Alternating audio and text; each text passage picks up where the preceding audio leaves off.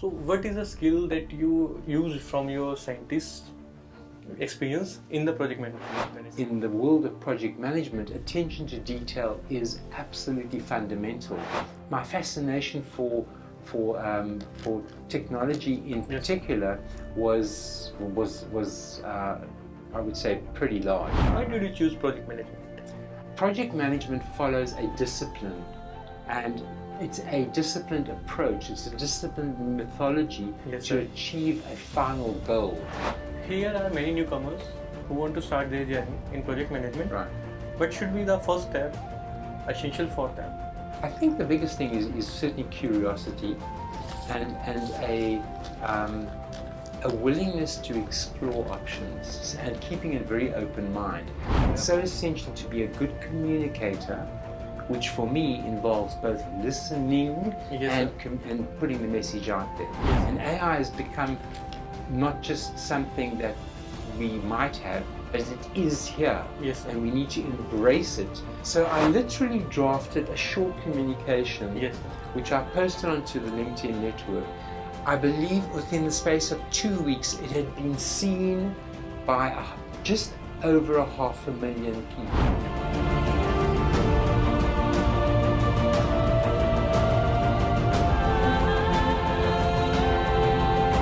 Hello and welcome to today's 7th episode of Bi-Weekly Podcast. I'm your host Jatin, and today we have a very special guest, Professor Jonathan Glaser. Hey sir, how are you? Good to meet you. Thank you very much. Lovely to have this opportunity to talk to you and to share my thoughts, and I look forward to this opportunity. Thank you. Okay. First, let me introduce you about our professor, Jonathan Glaser. He is my professor in my college. Apart from that, we will discuss about his journey, and there is one thing which is very rare. He was a scientist, then he became a project manager. He has a unique perspective and the important experience which will be very helpful for people like me and other students. And we requested sir to share his insights, his experience with us, and we will start our journey. Fantastic. I need just one little small correction, yes, sir. If I may. I'm not an appointed professor, I'm an instructor. Oh. So I want to highlight that. And the reason I'm saying that is because I do have a lot of respect for the level of professorship. People are appointed as a professor. Yes, sir. I managed to have this role as an instructor, and that's why I'm happy to be called that. But sir, it's my opinion, even I discussed with my class that we are going to interview Mr. Jonathan Glaser. Then we all agree on one point, that your perspective and your experience make you one of the excellent resource for anyone in our class. Happy to do that. Yes, sir. And who wants to start a journey in project management can see you, that you have changed your field from biochemistry scientist to a project manager. Correct. Thank you for being here today, sir. Shall we start our journey? Absolutely. Let's kick off the things. So first we will go into your education background. Right. Can you tell us about your educational background in the medical science and the biochemistry, and how these studies have influenced your approach to project management, sir? Absolutely. So as you correctly pointed out, I started off my career first of all actually as a doctor. I was looking to become a doctor of medicine, but I changed to a Bachelor of Science after my first year of experience of medicine, and I developed an absolute passion for biochemistry and genetics, which then became my focus. I then ultimately went on to do what's called a BSc in biochemistry and genetics. I majored in biochemistry. I then did honors in biochemistry. I did a master's in biochemistry, and finally I did a PhD in medical sciences, which incorporated biochemistry and genetics. And to your question about how that led to the whole world of project management, in South Africa, where I grew up and where I was born and where I lived. You were in South Africa? I was born in Cape Town, South Africa, right at the very bottom of Africa. And I went to a school in Cape Town. My wife was born in Cape Town too. I have 2 kids from Cape Town. But I then ultimately, after my qualification as a PhD in biochemistry and genetics, Yes, sir. I then was very fortunate to have had a post in a teaching hospital, and then subsequently an immunology department. What is immunology, sir? Sorry? What is immunology? Immunology is one of the disciplines of medicine which involves study of what goes on inside the cells. Okay.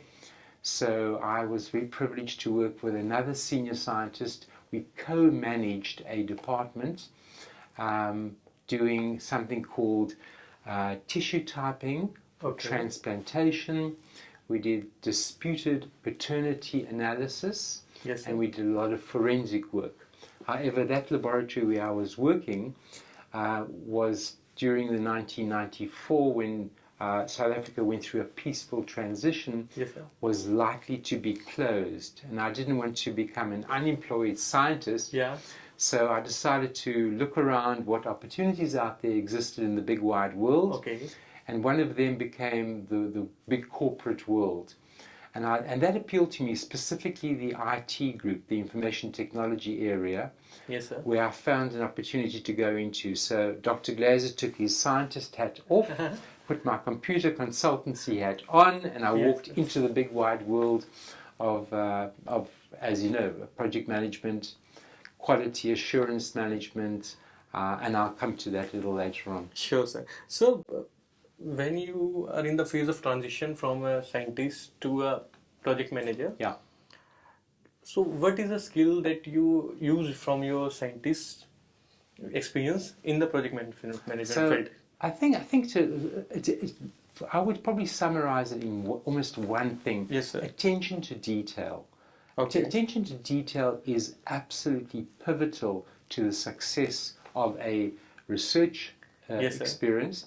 And also in the world of project management, attention to detail is absolutely fundamental, because project management so largely incorporates looking at changing circumstances, and the need to be aware of all that is, again, pivotal to success. Okay, sir. So, as you were talking about your journey that you began your life in Cape Town, then you were a scientist there in a medical college, you study about cells. Then let's move forward to during the phase of transition. It's my personal question, not from the books. Do you know the computer skills and everything earlier, or you learned after your transition? So I would say for the most part, I've always had a fascination in mathematics and also in computers. So I guess you could say I dabbled in computers long before I really became formally involved in computers. At university, I obviously incorporated and used the world of technology a lot, and computers became a very central part of my earlier formative years, and I've managed to use those within the area of project management. I didn't think I answered your question specifically, though. You did mention something that I was going off at a bit of a tangent there. Can you just repeat that last part of the question again? Sir, were you known to computer earlier? Was I involved in computer? Yes, I started off very early in my life involved with computers. And that just continued. I didn't formally do computer science as a subject at university, but I certainly utilized the skills, and my fascination for technology in particular was I would say pretty large. That's very fascinating, sir. I also grew up with a world where the internet became a real big part of the thing. I mean, prior to that, and of course, technology has undergone so many transitions. From where I grew up, we had dial-up modems, which today is not even used. I mean, it's technology gone ahead. Like you said that your colleges there in South Africa is going to close. Yes. So you have also many options in other country that you can become a scientist in any other country. Correct. Why did you choose project management? I chose project management because it spoke to me in terms of, again, a methodological approach. I like mythology. I like things which are systematic. And I like the fact that there is, how can I put this? I like the fact project management follows a discipline, and it's a disciplined approach, it's a disciplined methodology to achieve a final goal. And it's like having a plan in place. Project management for me is making sure that you formulate that plan and then you execute on that plan to achieve a desired result. Without the plan in place, things go off track.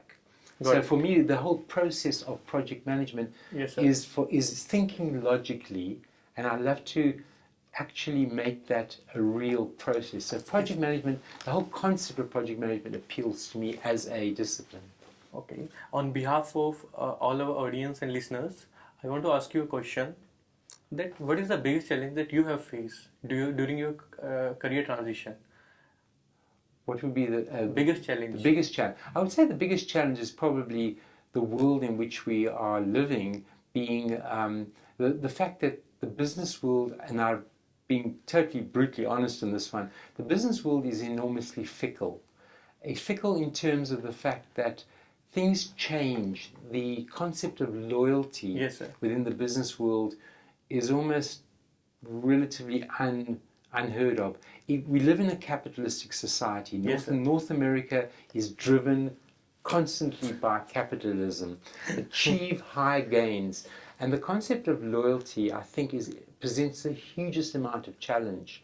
So I would say a big problem in this great big world is people's honesty, people's perception, people's wanting to give of their very best in a world which is so rapidly changing. And I can speak to that a little bit further. Okay, sir. So, as you have started your journey in project management, so here are many newcomers who want to start their journey in project management. Right. What should be the first step essential for them if they want to start their journey? I think the biggest thing is certainly curiosity and a willingness to explore options and keeping a very open mind.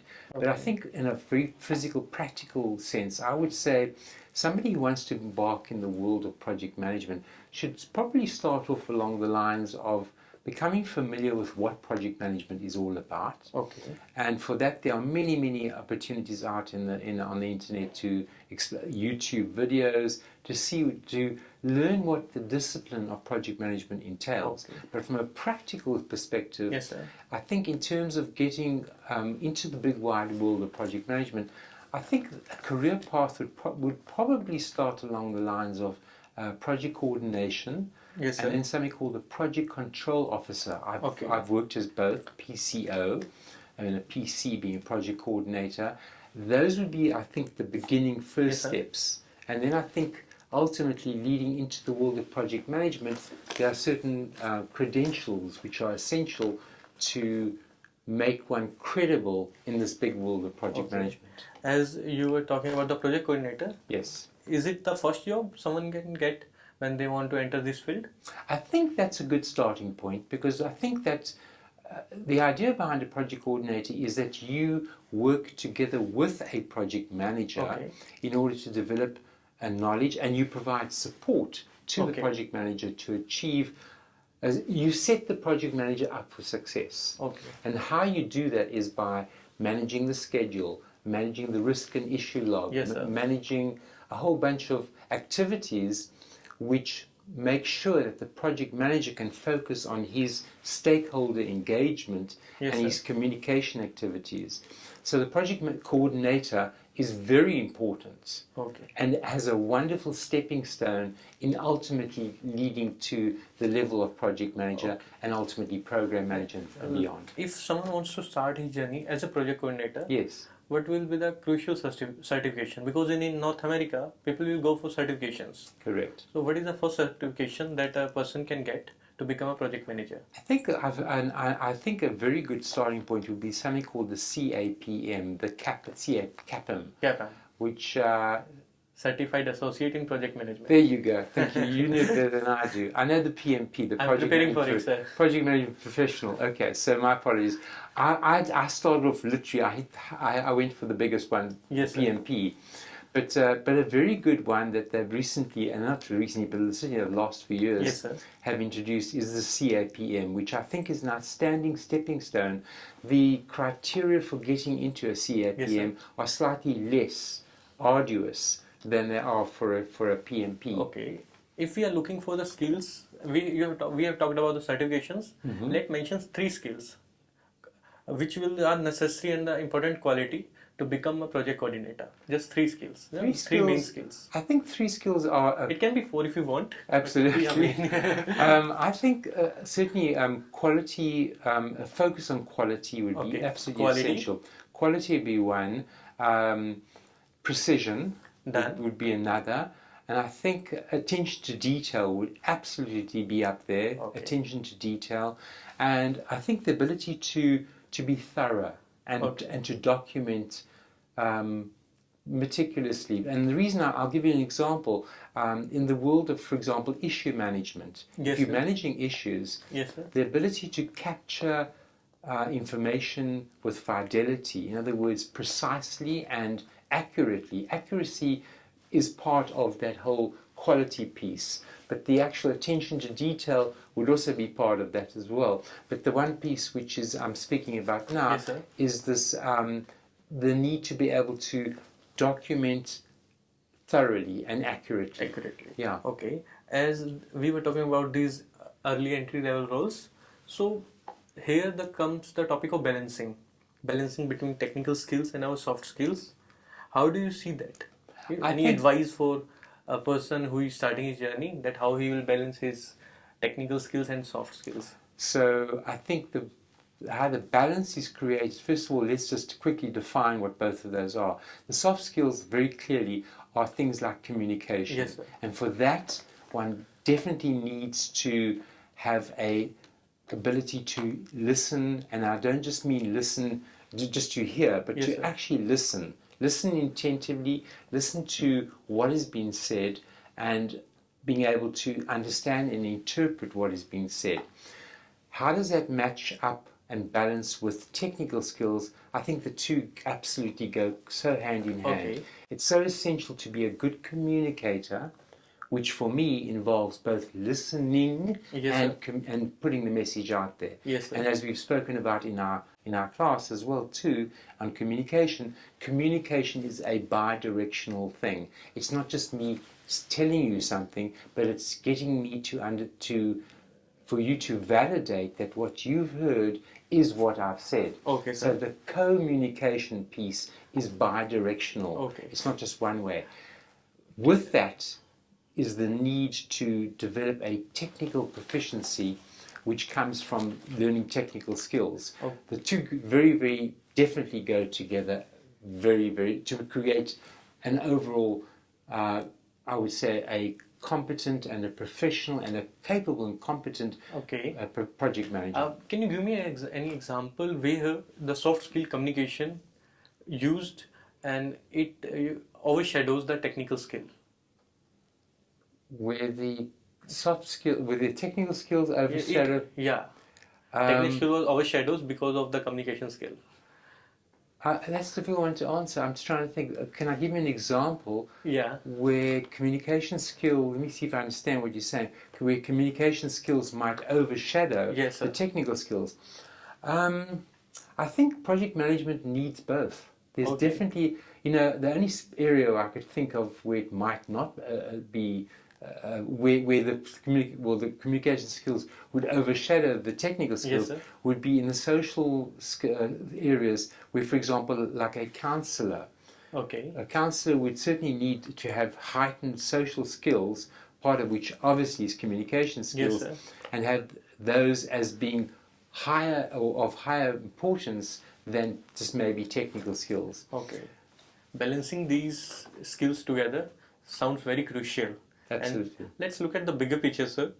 So what are the present trends in the project management? Trends in project management. For beginners. Sorry again?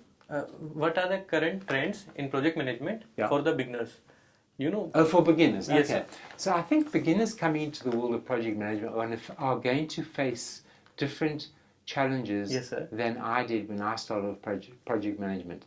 the biggest and the most absolute stares at us in the face right now is the hugely expansive area of artificial information, AI.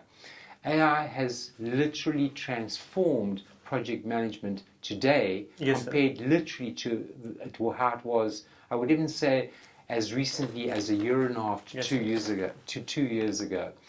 AI, artificial intelligence, has literally revolutionized the entire world of project management, as it has to so many other areas. But let's focus on project management. Somebody coming into the world of project management today, a beginner, would be in their best interest to familiarize themselves with what AI is all about and how it can be explored and exploited to further the benefits it offers to the world of project management. For example, things like scheduling, things like risk management, things like issue management.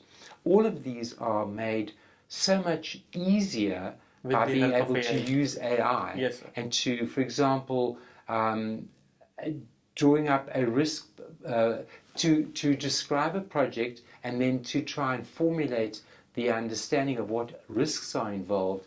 I think that can be enhanced by reaching out to AI. And AI has become not just something that we might have, but it is here. And we need to embrace it. Now, I'll give you another example. The world of where I'm lecturing right now in Northeastern University, as another example, I've just been accepted to lecture for two lectures starting in the fall. They've actually modified, compared just to last year, the entire approach to project management is now incorporates a module with AI. With AI, using and how it can be incorporated into the world of project with the project management. And that is just that change has literally taken 1 year. So last year to this year, AI has made a huge input. So, like you were talking about AI, because of AI, do project managers will lose their job in future? I don't believe so. I think AI is not going to. I think AI will raise the bar. What do I mean by that? I mean by that, whereas in the past, a project manager might be tasked with, say, for example, let's use the risk example, because that's really the best one to draw on.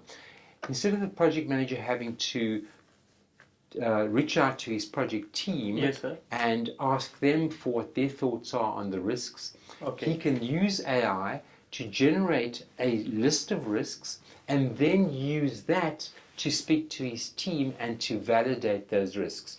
I don't believe that will do people out of job. If anything, it's going to raise the bar. I think there will always be opportunities for humans to, and in fact, we're not to the stage yet, thank God, for where we were going to be replaced by AI. But I think we need to appreciate that AI has definitely changed the landscape. And generative AI, which is the next level, is actually going to enhance that one step further. I think we're not going to be replaced by AI, but we definitely need to embrace AI because it's here. We can't ignore it. It's going to enter no matter what. Whether we like it or not, it's part of. The genie's out of the bottle. We can't put the genie back into the bottle. And I think we've got to embrace what AI offers us. Considering these trends that you were talking about, the AI, how what is the basic strategy for beginners to get a job present day? I think today the one thing I would absolutely, without doubt, highlight is networking. And that brings me to my whole interest in LinkedIn, for example, as a networking forum. I see LinkedIn as the business equivalent of Facebook. So for me, networking would be absolutely crucial for anybody considering entering the world, certainly from an employment perspective and from a perspective of enhancing their exposure to the business world. LinkedIn, and I don't get paid for this. I'm just saying this because LinkedIn, listen, you can pay, sir. He can I'm be not one being of the paid. biggest brand ambassador. I'm not a LinkedIn. I don't get paid by this, but I can tell you right now, LinkedIn is a huge opportunity Yes, sir. to get exposure to the business world Okay. and to business opportunities which exist out there, Yes, sir. which otherwise, how else would one get to know this? I could use an example from my own experience, if you permit me to give you a quick Sure, example. sir. So here's my We're example. here to listen to you. I was between jobs. Yes, sir. And when I say between jobs, the organization I was working for was acquired by another group, Yes, sir. and they reduced staff and I was eliminated. My position was made redundant. I lost my job along with, I think, 5 of my colleagues. All of us were let go, which is the North American equivalent of Which year, sir? being fired. Sorry? Which year? This was about 2 years ago, maybe just over 2 years ago you were fired? Oh yeah, I mean, and I've gone through several, because a project has a beginning Yes, sir. and has an end. And that's what happens to jobs as well, Yeah. as project managers. Unless you are hired for beyond the project, Yes, sir. you begin a project when it starts, Yes, sir. and at the end of the project you are often let go, Okay. i.e. fired. But the job that I was in, which was a full-time job, I was let go from a full-time job, FTE rather than a contractor. Okay. And I faced the situation of trying to find another opportunity. So I applied for several hundred positions and I literally wasn't successful. Our son basically said to him, "Dad, why don't you take the opportunity, put a posting on LinkedIn and just make the community out there aware that you don't have a job." People. So I literally drafted a short communication, Yes, sir. which I posted onto the LinkedIn network. I believe within the space of 2 weeks, it had been seen by just over 500,000 people. Your post? I posted a LinkedIn post. It was seen and shared Yes, with sir. almost just over 500,000 people. That blew me away. I mean, there is no other way I can describe. It was out of the blue. It was totally, I mean, I've heard of things going viral. This went viral. And my short communication, it had a picture of me sitting at my desk, looking over my shoulder, with my 2 monitors and my laptop. And this went viral. And the number of responses I got, I think I had over 300 people reached out to me with comments. Yes, sir. Opportunities were, and this is just over 2 years after COVID started. This gave me a perspective of just how global it is. I had people from Australia, from India, from the Far East, from Japan, reached out to me mentioning opportunities that were out there in existence. So anybody starting off in the big wide world, you felt the power of LinkedIn.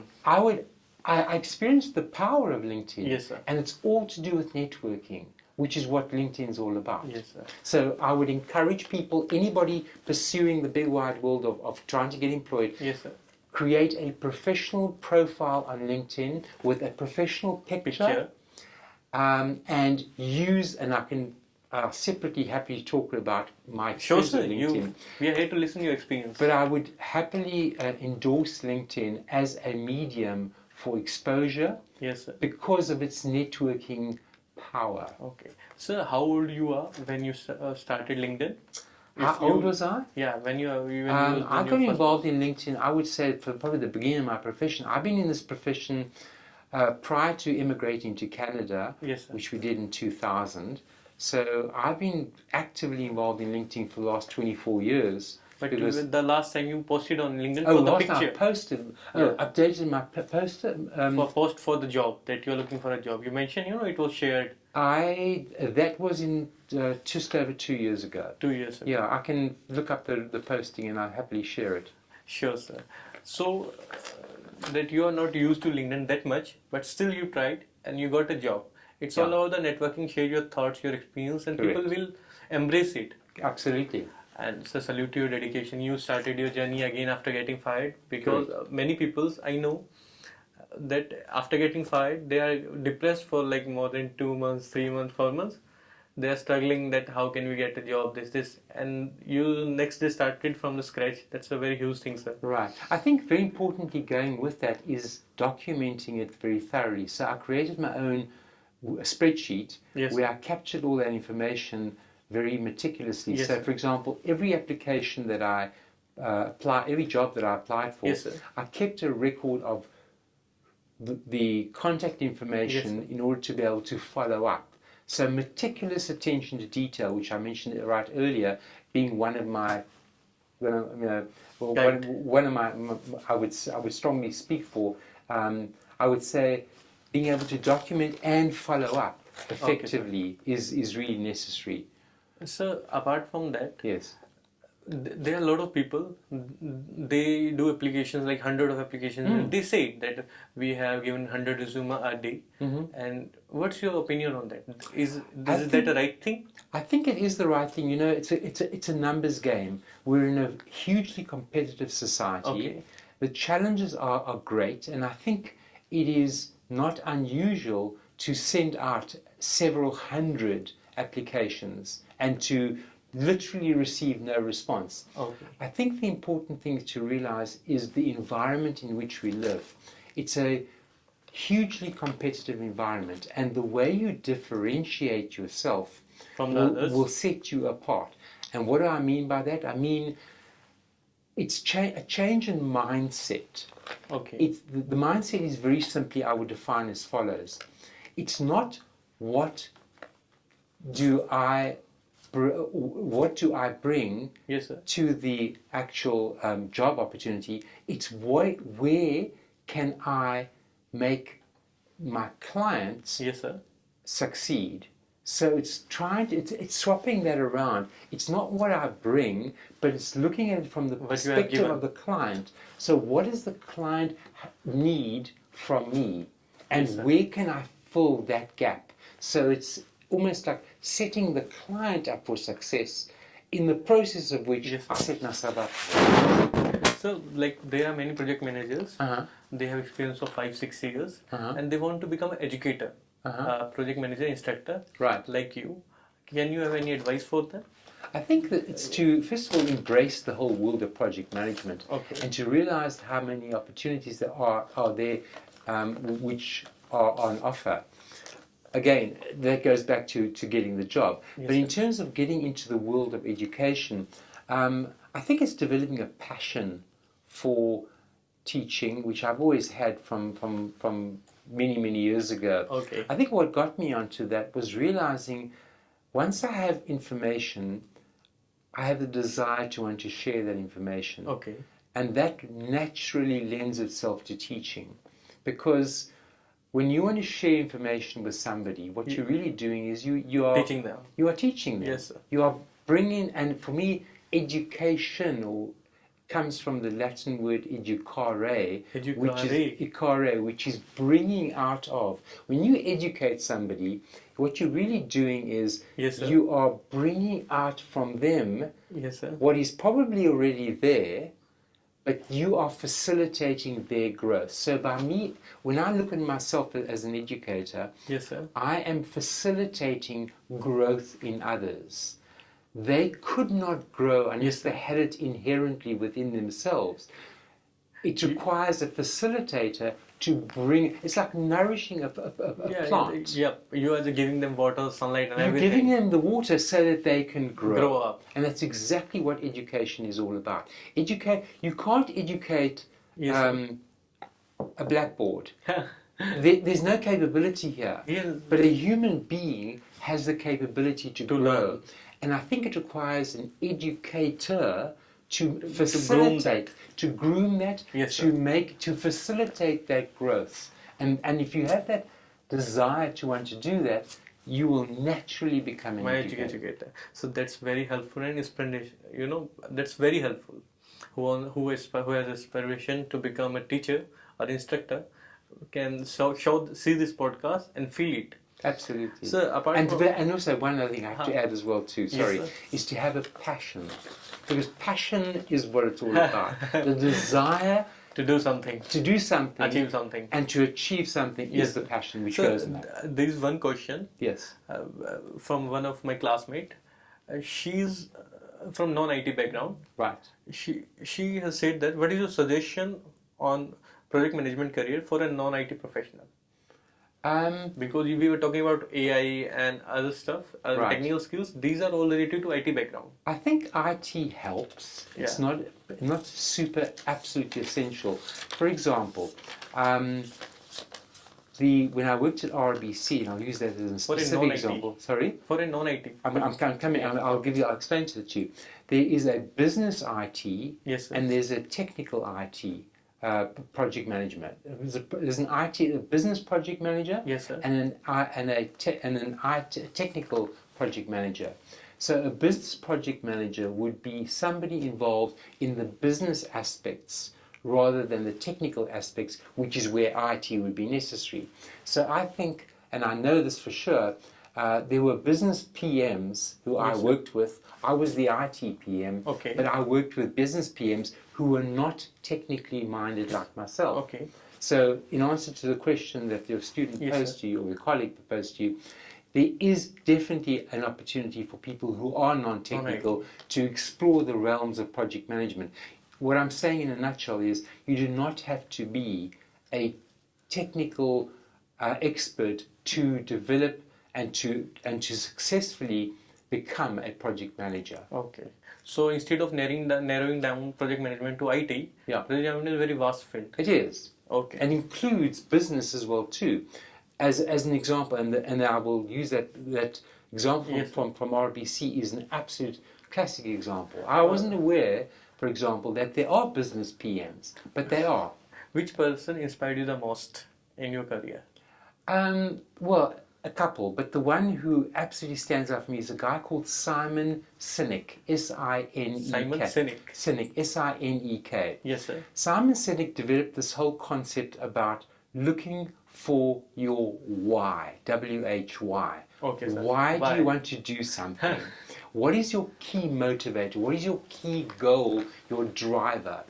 And if you look your driving force. Your driving force. If you look him up on the internet and look at some of his videos, you will see Simon Sinek absolutely admirably describes what this concept of the why. Why do you do something? What motivates you? What is the driver behind you wanting to do something? And I think he very concisely explains the driving force behind something, which is the motivation for why you do what you do. It's the why you do what you do. Is there any book of him? He's got a book which I bought just a short while ago called... Can you suggest it to our audience?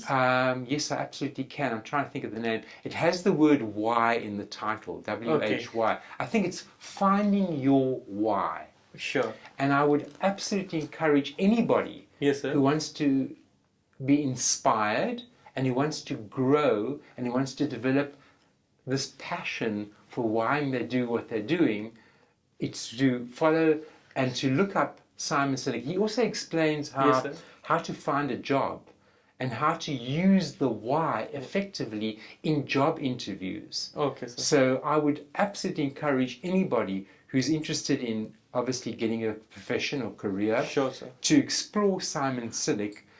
He's got a wealth of information. As we were talking about all these things, let's move to a final thought. Basically, in our journey, you have shared everything, your personal insights, your professional insights, and your inspiration. Right. And we have started from IT, we've gone to educators, we've discussed our non-IT professionals too. Right. It's a question, sir. A resource, a book, would you recommend for the beginners? You suggested a book.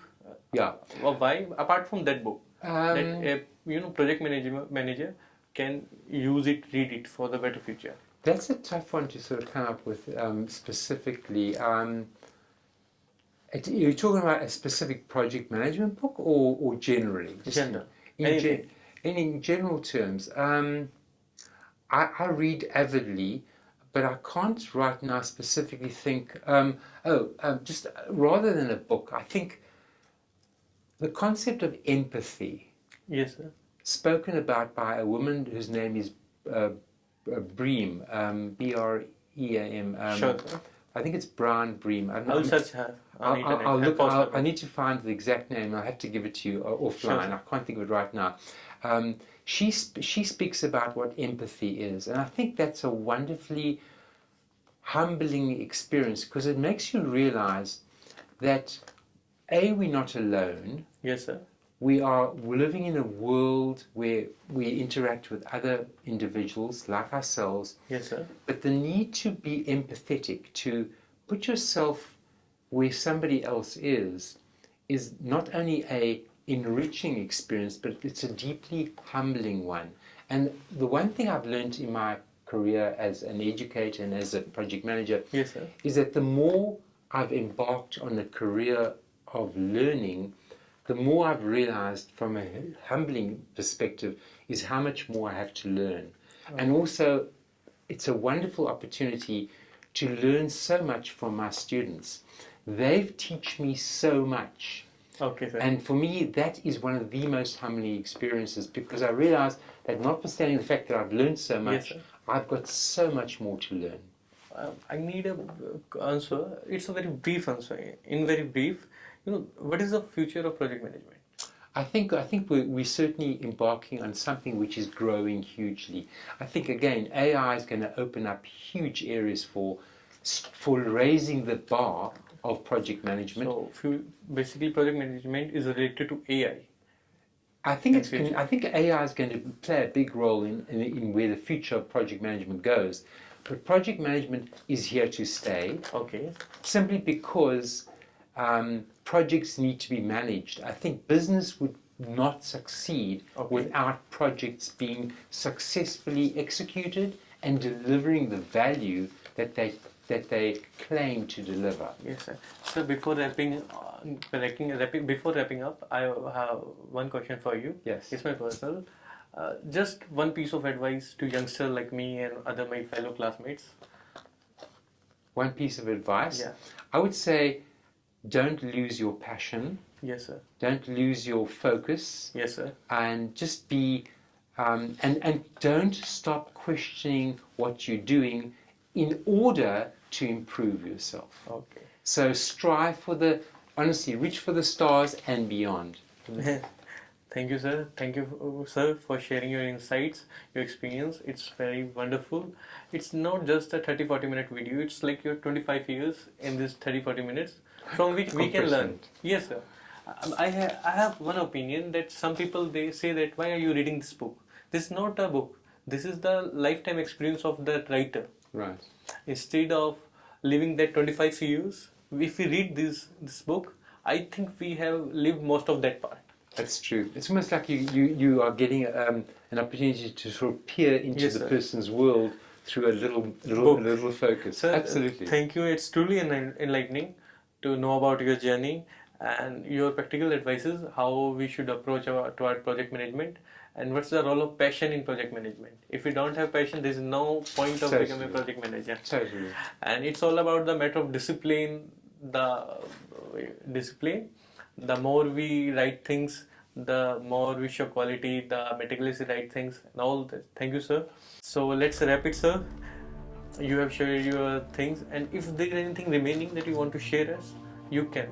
Absolutely. I'll be happy to do that. I wanted to say what a privilege it has been for me today to share my thoughts, my journey, as you put it so correctly. But I think the biggest thing I'd like to say is it's given me an opportunity to realize that I have so much more to learn, but I think it's been highly enlightening just speaking to you and gaining from your insight. Thank you very much. Thank you for joining us today, sir. We will learn from your journey. And to my audience, if you like our conversation, please share it to other people who are looking their future in project management. Insights from sir's life, his experience will be very helpful for them. Until next time, take care and keep striving for excellence in your project management. Thank you, guys. If you have any question regarding project management, I will mention sir's LinkedIn. You can mail him there things. Absolutely. And thank you, guys. Hasta la vista. Hasta la vista.